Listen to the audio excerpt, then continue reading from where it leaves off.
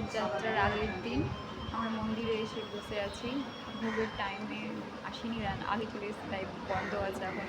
গিয়ে ওয়েট করে আছে আমরা ভোগের জন্য, মানে ভোগটাকে বিতরণ করবো, তাই গেট বন্ধ আছে।